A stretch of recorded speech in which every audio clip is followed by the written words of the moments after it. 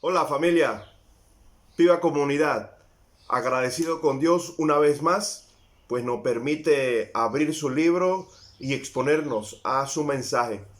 Seguimos con la carta de Apocalipsis. A esta altura nos detenemos en el capítulo 3, los versos del 7 al 13. Creo en que es un buen título, Aférrate al verdadero, para esta exposición, según la carta que Jesús le envió a la iglesia de Filadelfia. Aférrate al verdadero. Esta es la penúltima iglesia en ser nombrada, y al igual que las otras iglesias expuestas a la idolatría y libertinaje de los grecorromanos. La iglesia de Filadelfia, junto con la de Esmirna, son las únicas iglesias alabadas completamente por Jesús, por no haber renegado su nombre. Y esto justamente pese a la presión en contra. No obstante, Jesús atiende con claro interés la oposición que la iglesia experimentó de parte de los judíos en la ciudad de Filadelfia. Los detalles que Jesús nombra son pistas para considerar que los convertidos a Cristo sufrieron el rechazo de la sinagoga en Filadelfia. Y por supuesto, ante esa realidad aún más expuesta a la persecución por parte de los romanos. Ante esto, puedo afirmar tres verdades que Jesús sostiene en esta carta. Lo fue para ellos y creo que lo sigue siendo para la iglesia del siglo XXI, entendiéndola dentro del mensaje de todo el libro de Apocalipsis. Estas son: 1. La promesa de las escrituras se cumplieron en Jesús. 2. La verdad de Jesús requiere de la constancia de sus discípulos. Y 3. Cuando Jesús vuelva, recompensará a los suyos con la vida eterna.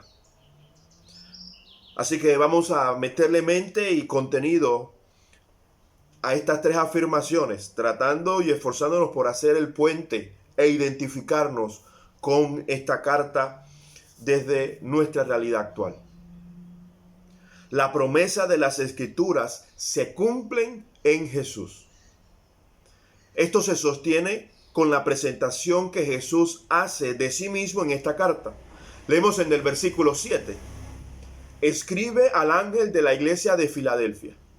Esto dice, y subrayé entonces la siguiente línea u oración: el santo, el verdadero, el que tiene la llave de David. El que abre y nadie puede cerrar, el que cierra y nadie puede abrir. Esto de la llave de David es cita de Isaías capítulo 22, versículo 22. Sobre sus hombros pondré la llave de la casa de David. Lo que él abra, nadie podrá cerrarlo. Lo que él cierre, nadie podrá abrirlo. Tengo la sospecha que los convertidos a Cristo ya habían tenido contacto con las escrituras del pueblo judío, y que ellos habían entendido perfectamente que Jesús es el enviado de Dios según las profecías de Isaías. Y Jesús se los recuerda en esta ocasión, se los afirma. Él es la promesa cumplida según las Escrituras. Jesús es el santo y el verdadero de toda la creación. Él tiene la llave para abrir las puertas del cielo y dejarlos entrar para disfrutar por siempre, al igual que a nosotros. Tema seguido, Jesús estimula su fe, no su ego. Dice el versículo 8, conozco tus obras. Mira que delante de ti he dejado abierta una puerta que nadie puede cerrar. Ya sé que tus obras son pocas. Ya sé que tus fuerzas son pocas, pero has obedecido mi palabra y no has renegado mi nombre.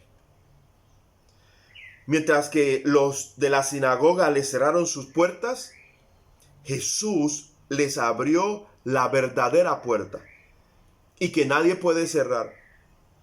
Jesús conoció sus obras, como también el viento en contra que les restó fuerzas, pero aún así no como para desobedecerlo o como para dejar de identificarse con el nombre de Jesús. ¿Por qué es tan importante lo del nombre? Es importante en dos aspectos. El primero, y tiene que ver con la cultura histórica de la Biblia, que el nombre de la persona define su identidad. Establece el vínculo con su pasado y lo proyecta para su futuro.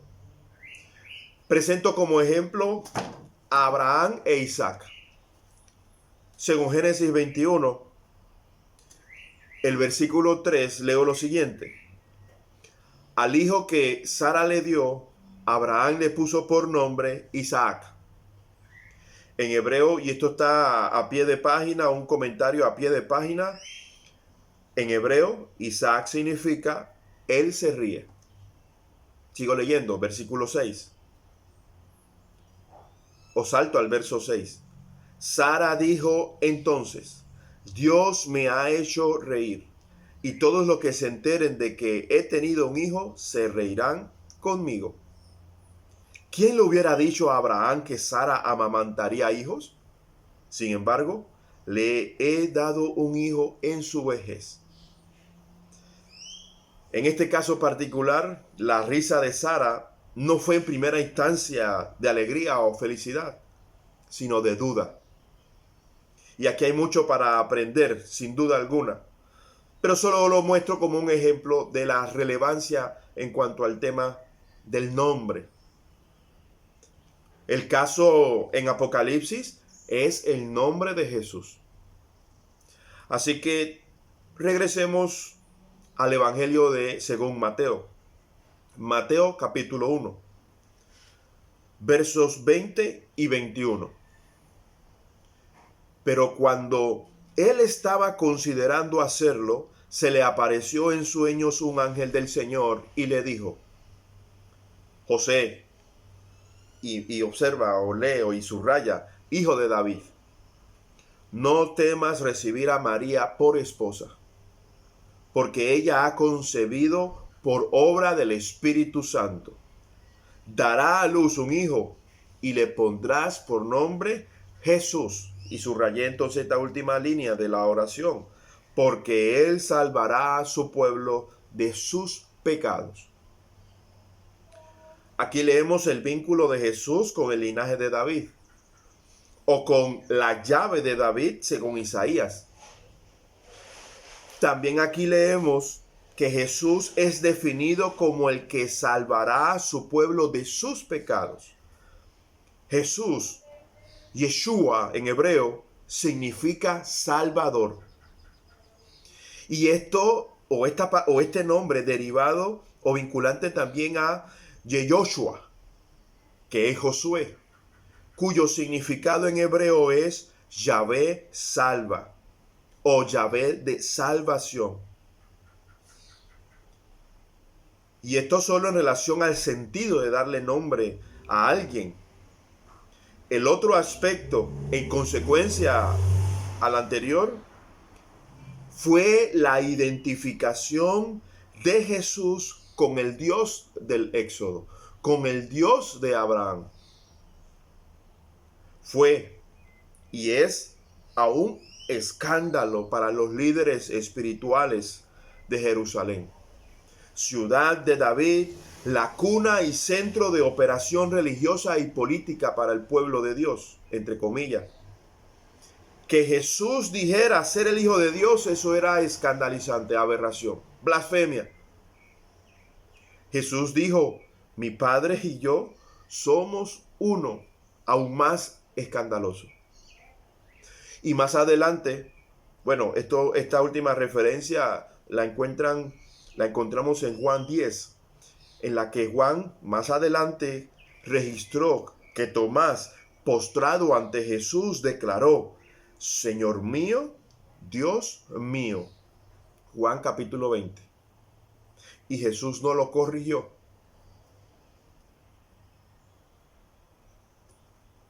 Este es el peso del elogio de Jesús a sus discípulos de Filadelfia, al no renegar su nombre. Y por eso le cerraron las puertas de la sinagoga. Mas Jesús les aseguró que Él les abrió otra y que es eterna. Hoy también hay quienes le cierran la puerta a Jesús. Algunos conscientes, otros sencillamente por conveniencia, trafican con la palabra de Dios. Nunca olvidaré, porque nunca me había pasado. Estaba en el seminario taller auspiciado por el ministerio de Manara. Y tuvimos una entrevista con los líderes de la comunidad de primos en Colón, de etnia árabe, de nacionalidad árabe. Nunca había escuchado a alguien decirlo: Jesús no es el Hijo de Dios. Lo escuché allí por primera vez y no lo he vuelto a escuchar. Jesús no es el Hijo de Dios. Lo raro es que yo sé lo que ellos creen, pero nunca me imaginé que alguien lo dijera ante un grupo de casi 30 personas que confesamos ser cristianos. Me ofendí y también recordé que están engañados. Y yo no. Según lo que leemos aquí en Apocalipsis 3, 7 en adelante, Jesús es el verdadero. Aférrate al verdadero. La promesa cumplida de Abraham y a David, Jesús es el testimonio. Él es el gran yo soy. No busques más, no esperes en nadie más, solo en Jesús, el unigénito Hijo de Dios. Aférrate al verdadero. Y justamente afirma ante lo porvenir que ya está cumplido en su persona. Lo que nos afirma o nos desafía ante lo segundo, la segunda verdad, que precisamente es la siguiente. Así lo postulo. La verdad de Jesús requiere de nuestra constancia. Verso 9 y 10. Voy a hacer que los de la sinagoga de Satanás, que dicen ser judíos, pero que en realidad mienten, vayan y se postren a tus pies y reconozcan que yo te he amado. Ya que has guardado mi mandamiento, y subrayé esta oración, ya que has guardado mi mandato de ser constante. Yo, por mi parte, pues Jesús hablando, te guardaré de la obra de tentación que vendrá sobre el mundo entero para poner a prueba a los que viven en la tierra. Versos 9 y 10. Ese voy a hacer del versículo 9 es otra de las promesas según Isaías, capítulo 49, versículo 23. Y lo voy a leer. Los reyes te adoptarán como hijo, y sus reinas serán tus nodrizas. Se postrarán ante ti, rostro en tierra, y lamerán el polvo que tú pises. Sabrás que yo soy el Señor, y que no quedarán avergonzados los que en mí confían. Los judíos creían conocer a Dios, pero sin Cristo eran sino sinagoga del padre de la mentira. enemigos de la verdad de Dios. Que justamente este padre de mentira la conoce y la tergiversa. La sinagoga o las sinagogas fueron la respuesta en los tiempos de Esdras, en los tiempos de Nehemías, para volver al camino de Dios. Y justamente después de haberlo ignorado y padecido las consecuencias según las profecías de Isaías, Ezequiel y otros profetas y los otros profetas del Antiguo Testamento. Ellos procuraron hacer la reforma espiritual.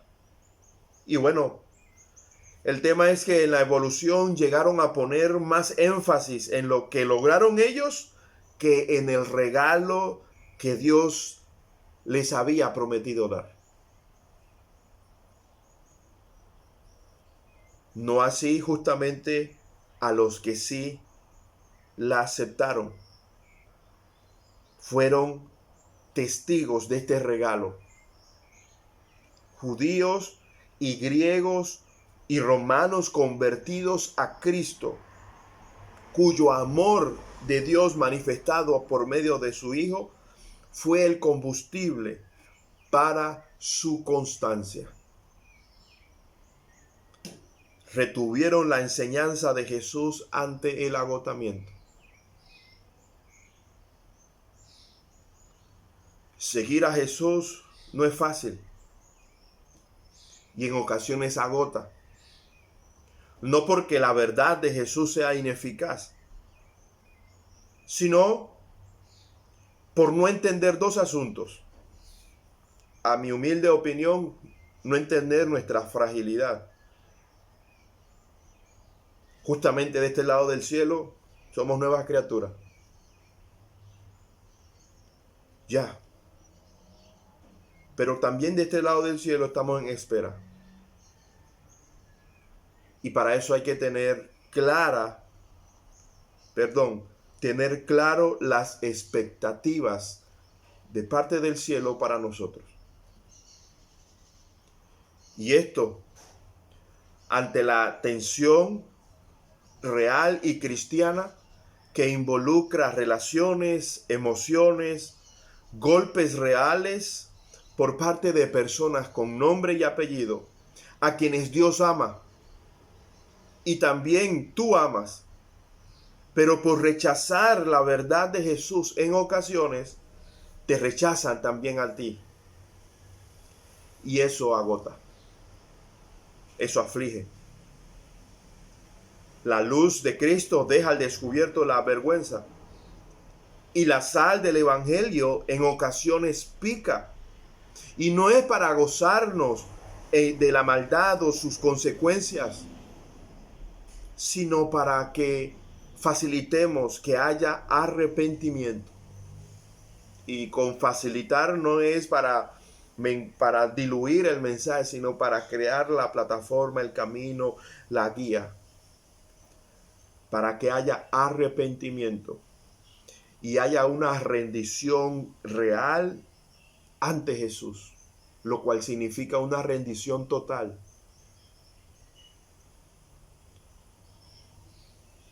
Es el problema que hoy probablemente lidia, entre otros, la iglesia ante el nuevo evangelio que se predica. Un evangelio light y de conveniencia, donde justamente sigue manteniendo en el centro el ego humano y presentando al Cristo como una rocola. Yo le digo qué canción poner.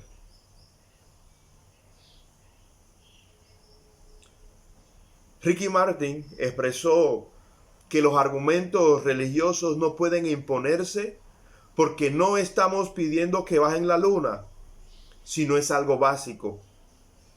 Es importante separar la iglesia del Estado. No se pueden tomar decisiones basadas en la Biblia, puntualizó. La religión es una cosa y la relación con Jesús es abismalmente distinto.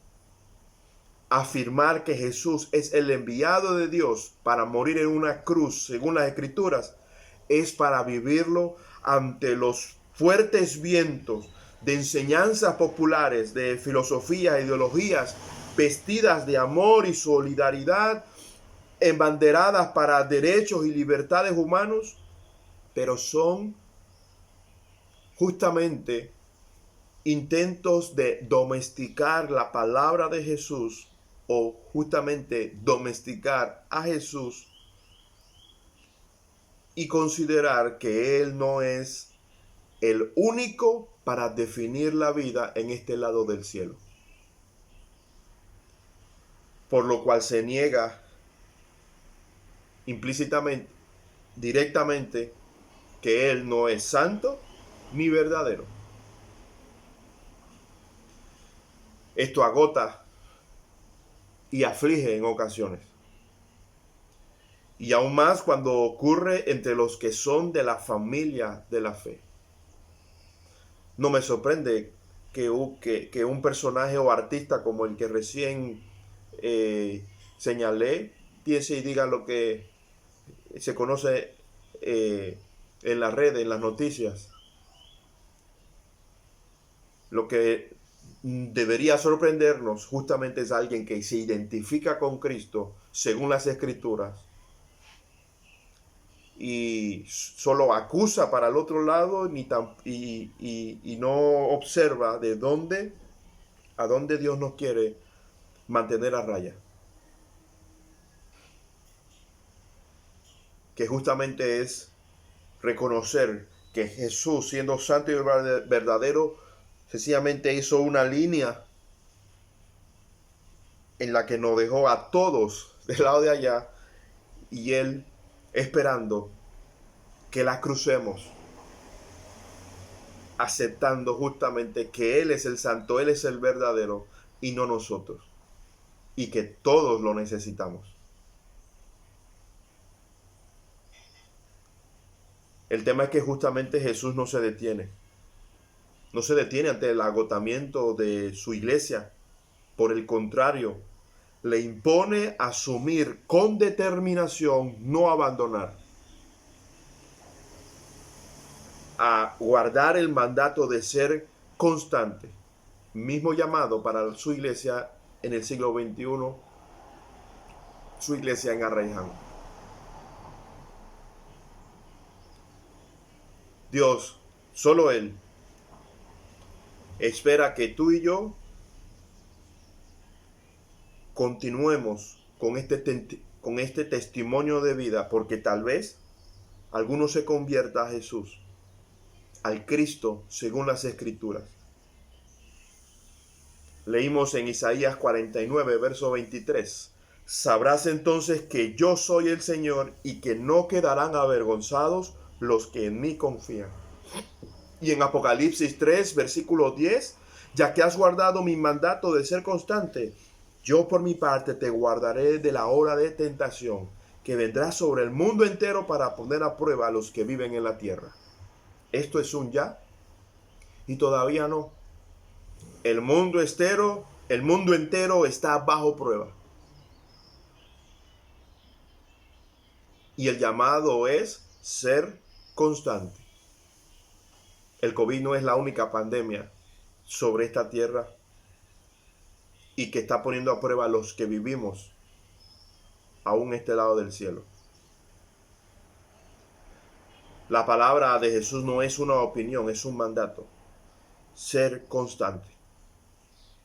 Con la seguridad de que a los que confiamos en Él no seremos avergonzados. Y esto no significa no sufrir persecución.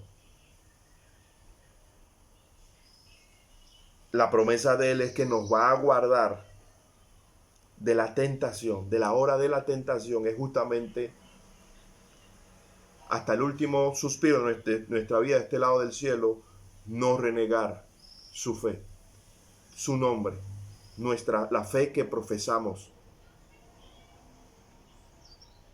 Aun cuando justamente, seguro que a ti ya te has visto probado, cuando por ejemplo se elogia a Ricky Martin por su libertad, su vida, sus hijos, con su pareja, Y se nos censura por ser retrógradas, por retener y aferrarnos a la verdad de Jesús. Y esto es constancia. Y esto es aferrarse al verdadero.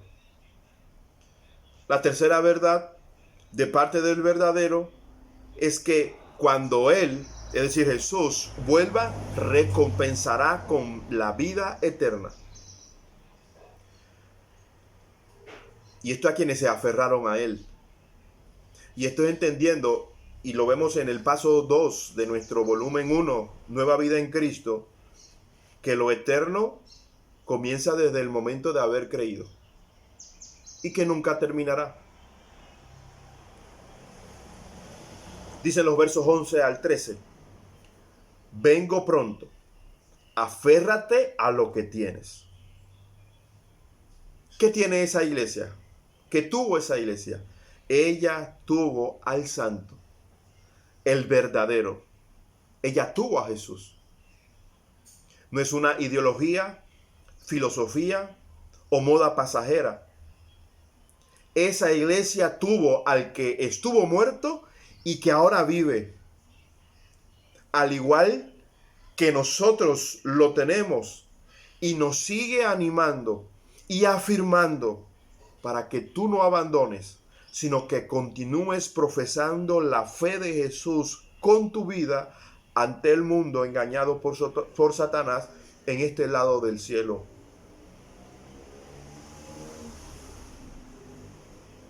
Y justamente quienes tenemos a Jesús ya tenemos la corona. Y todavía no. Falta que Jesús venga. Dice el resto del verso 11, para que nadie te quite la corona. La iglesia que tiene la corona es porque tiene al que venció. En consecuencia, esa iglesia es vencedora. Dice el verso 12, al que salga vencedor lo haré columna del templo de mi Dios, y ya no saldrá jamás de allí.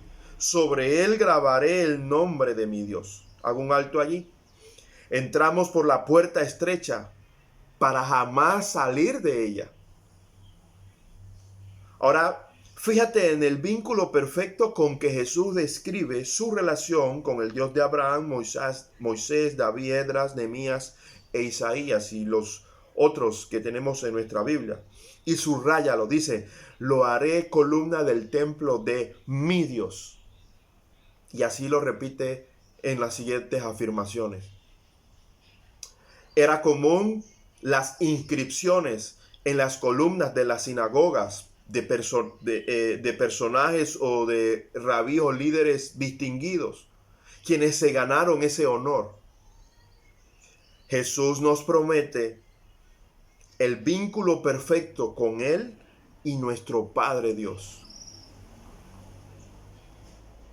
No obstante, el tema puntual a esta altura es que Jesús entregará la recompensa cuando Él vuelva por segunda vez. Es la promesa.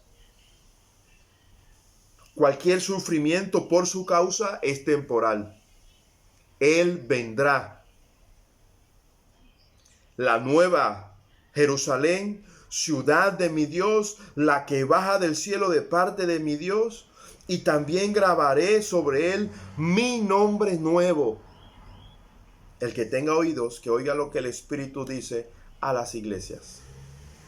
Esa es la siguiente parte del verso 12 y 13. ¿Estás oyendo lo que el Espíritu te está diciendo? Si te lo dice, es porque eres su iglesia. Si lo escuchas, es porque eres su iglesia. Y si eres su iglesia, eres de los que vencen para ser testigo de la nueva ciudad que baja del cielo desde hoy en este lado del cielo, con la expectativa de su regreso y del ser testigo y experimentar y vivirlo por la eternidad. Esto es escandalizante para los judíos, pero también es lo más emocionante para los cristianos de aquel entonces y debe serlo para los de hoy. La nueva ciudad no es más que la iglesia de Dios que se aferró a Él pese a la persecución. Y por eso hay que seguir leyendo los capítulos que siguen, 4, 5, 6 y llegar hasta el 21, donde leemos y escuchamos lo siguiente.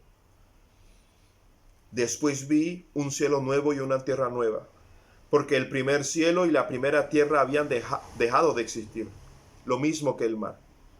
Vi además la ciudad santa, la nueva Jerusalén, que bajaba del cielo, procedente de Dios, preparada como una novia hermosamente vestida para su prometido. Oí una potente voz que provenía del trono y decía: aquí entre los seres humanos está la morada de Dios. Él acampará en medio de ellos, y ellos serán su pueblo. Dios mismo estará con ellos y será su Dios. Él les enjugará toda lágrima de los ojos. Ya no habrá muerte, ni llanto, ni lamento, ni dolor, porque las primeras cosas han dejado de existir. Este es el spoiler de la historia. Y espero que no se hayan decepcionado al conocerla antes. Es que está escrita con ese propósito. Este es el último capítulo de la saga acerca de Jesús y su iglesia en este lado del cielo. Es el pronto ánimo para amar como Dios amó y anunciar la buena noticia que Jesús anunció. Estuvo muerto y ahora vive y está sentado en su trono y está en espera de la hora de su regreso. E igualmente está en espera que otros más se conviertan a Él, abandonando filosofías de hombres, ideologías aberrantes, religiones falsas, para tener al Dios vivo y eterno, desde hoy y para siempre. Y esto en donde te hace partícipe a ti y a mí como testigos o de testimonio, de aferrarse al verdadero. Y la iglesia dice: amén. Bendigo tu tiempo de reflexión grupal y oro porque su palabra, la de nuestro Dios, escrita y expuesta, no regrese vacía. Hasta el próximo domingo, y desde ya felicito a los padres pibeños. Feliz Día del Padre. Que Jesucristo te sustente y te haga ser luz para los tuyos, hoy y hasta la segunda venida de Jesús.